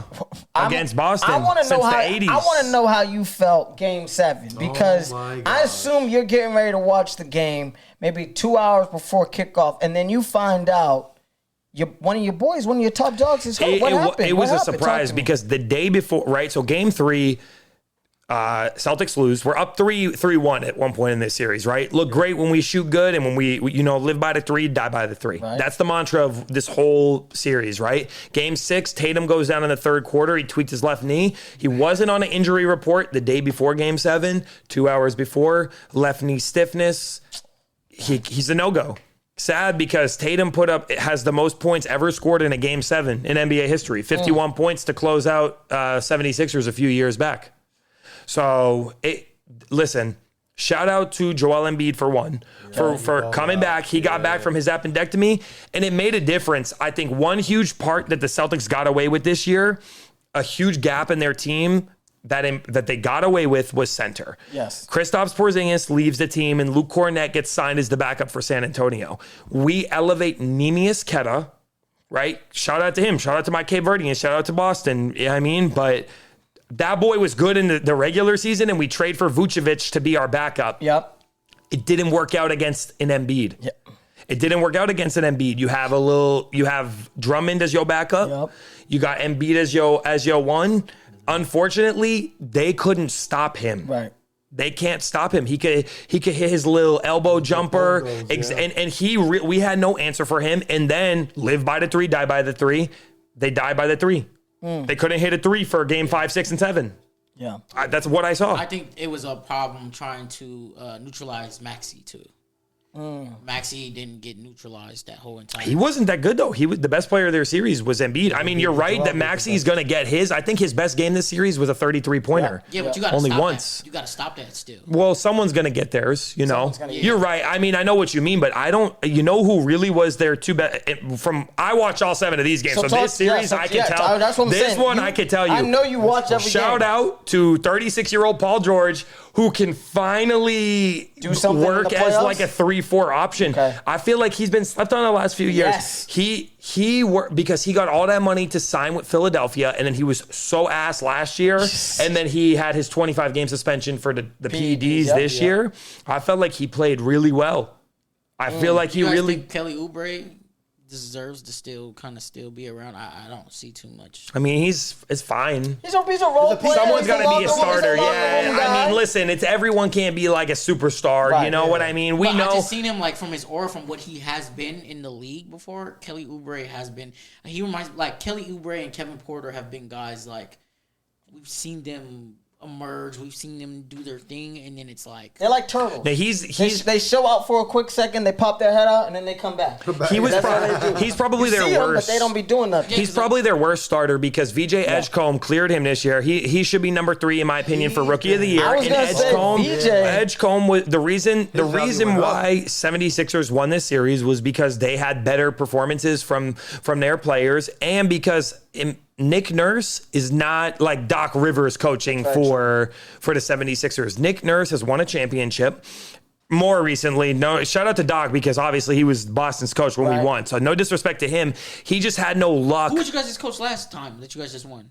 Joe Mazzulla. Who's our coach now. But Mazzulla's a bit hard-headed. And I think it was, let's continue doing what got us here, which was we can shoot our way out of it. But games 5, 6, and 7, Pritchard couldn't shoot them out of it. And Sam Hauser couldn't shoot them out of it. And Tatum and Brown couldn't shoot them out of it. And instead of changing the game plan, they just kept shooting. So do you guys think that Jaylen Brown's game has changed from being that slasher to now he has a midi, can shoot the 3? I think he always had a midi, but he's elevated his game this year. Undoubtedly best year of his career. And shout out to Jaylen Brown for, So what's next for Boston? Are you guys going to...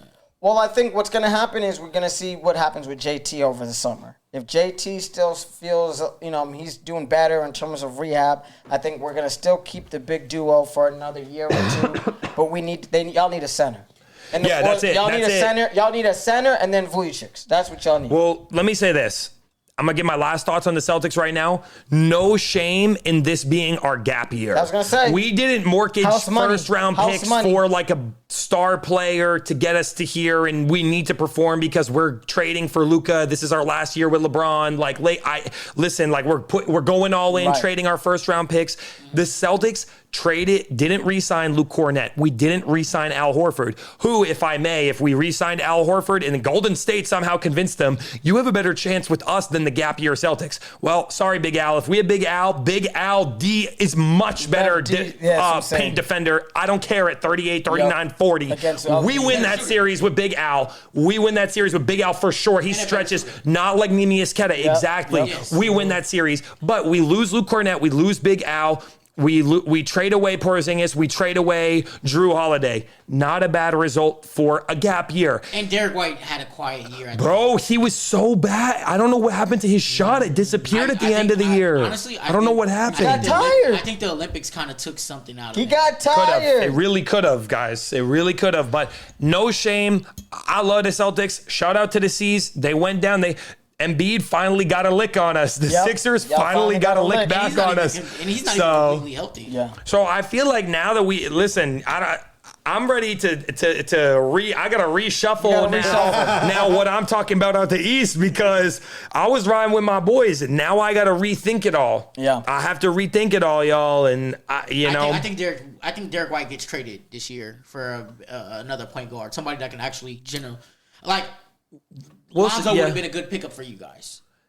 Yeah, he would be a good actually bench because Pritchard elevated himself to a starter. Yeah. Lonzo would be a great offensive facilitator. Yeah, because now you exactly. Because I think you guys force a little bit more offense when you got Jaylen Brown trying to run the point guard. And Jaylen Brown is not a bad point guard. Trust me, he's not. But he's a shooting guard. He's more of a two than a one. But he did not do a bad job this year. Yeah. But I think he's a leader on that. But shout out to Jaylen Brown. Yeah, shout out to Let Tatum play, guys. I mean, let's also not forget that Jason Tatum was the Philadelphia 76ers killer in Game 7s each time we went there in the last minute. I just think it was a bittersweet ending to a year like, oh my God, Tatum came back from an Achilles tear in 300 days.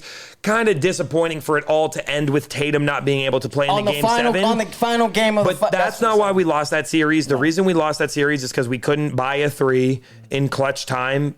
And you lose Game 7 going 13 of 47 from 3. And that's what happens when you shoot 47 threes and miss 34 of them. Come on. So shout out to Philadelphia 76ers for getting it done. You guys want to make our predictions for the conference listen? finals before we This has roll been a out hell on of an this, episode. We really we had a lot to discuss. Well, I think we cut you guys off a little bit last week. We had to give you a little bit more juice, a little bit more meat on the bone this time. Come on, you already know what it is. So we got you guys want to start out west? Yes. Yeah, I'll go first. Talk to me. Right now I think my Lakers are up.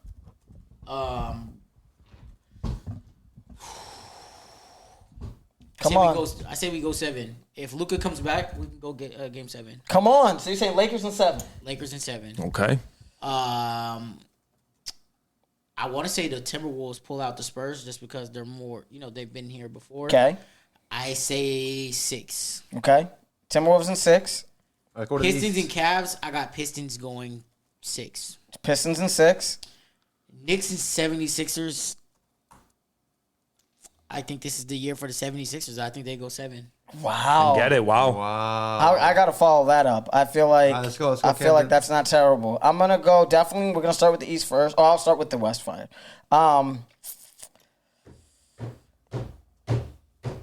You trying to convince yourself to say the Lakers? You ain't even got to tell me. Bro, I already know why you banging the table.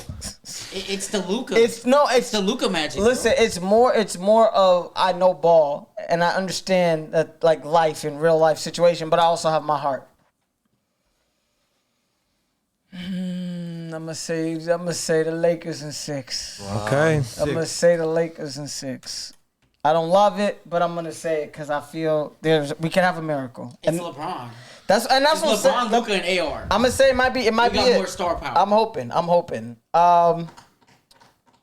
It's gonna be Timberwolves in 7. I think Wemby shows that he's a dominant force. I'm gonna say Cavs in 6, even though the Pistons I think win game 1, and then I'm gonna say Knicks in 6. I feel like that's where I'm at.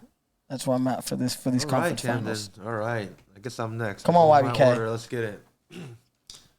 We in LA. We are in LA. Lake Show, you already know. Riding the Lake Show all the way. Lakers in 7, baby. Come on! All right, here, I thought the Nuggets will beat the T-Wolves here, and the Nuggets will beat the Spurs here, but Wemby dropped 13 block or something like that, and we game 1. 12 blocks. Like a triple-double in a block way. Yep. So I'm going Spurs in 7. Spurs in 7. It's gonna be a blood battle over here in the West. We're going to the East. I am going here. They just come on, YBK. I know it's tough.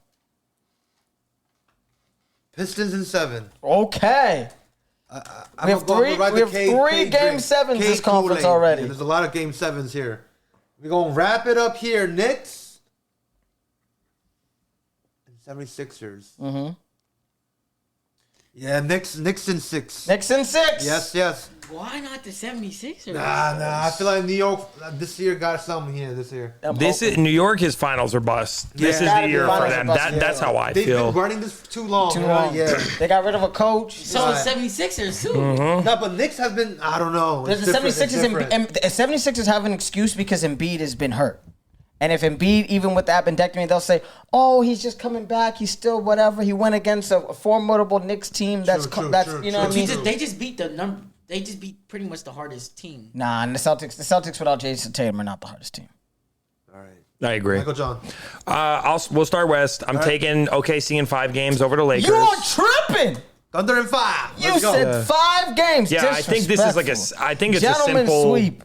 I think it's a simple series to pick for me, and that's with things as they currently are. No Jalen Williams for OKC and no Luka, and we don't have a timetable for return. If Luka was returning, maybe we have more of a competitive series because Luka did it basically. Him, Derek Lively, PJ Washington, and Kyrie did it to OKC 2 years ago. Yeah. So let's not forget that Luka could do it. I think it's Luka or bust for the Lakers. Okay. Okay. Right. So we're going to go 5 games for OKC. We're going to move on to Minnesota Timberwolves and the San Antonio Spurs. Yep. I'm going to take the Spurs in 6. Okay. I know that. Okay, I mean, I'm sorry. I know that Minnesota stole Game 1, 104 to 102, and shout out to them for playing tough. I think Wemby allocated way too much energy to the defensive side of the court and needs to be a little bit offensive minded. I don't think De'Aaron Fox, who has been a good closer for his young career, will actually be able to close out a game. And I expect a good game or two from Stephon Castle to really. It's different if Ant is 100%, and it's different if you have your full starting lineup. But I don't know if Conley filling in your starting lineup and Dosunmu filling in is the right recipe to beat a young, hungry Spurs team who sees an opportunity to assert themselves as the number one. Yeah. Heading to the East, I'm gonna take Knicks in 6. No problem, because I just think this is the Knicks year. Continuity is there, and shout out to the Philadelphia 76ers for being resilient and for taking down the Celtics with a come behind. I just don't see them having enough. I think the Knicks they got big guards, big stretch, OG, Mikhail. They could even get switched on to Embiid and still stop him on a possession, let alone Cat and Mitchell Robinson coming in there with actual, like, a big guy to throw a body at them. So we'll take Knicks. And lastly, I got to go, since they came from behind and made it through that series, I think the Pistons are going to play well now since they came out of that 3-1 hole. They showed a little bit of resilience there. We're not going to lose to an 8 seed. It's not going to be us. We're down 24 points in the third quarter, trailing 62-38 in the third quarter of a closeout game, and we proceed to only give up 19 second half points. I don't care if you're the Magic. I don't care how good or bad of an offensive team you are. You hold a team to 19 points, it means you got a good defense. I think Cade has enough to carry them past the Cavaliers. So we're gonna see a Knicks and Pistons conference finals, and we're gonna see an OKC and a San Antonio. Pistons in 6. In 6 games? Yeah, I'll take Pistons in 6.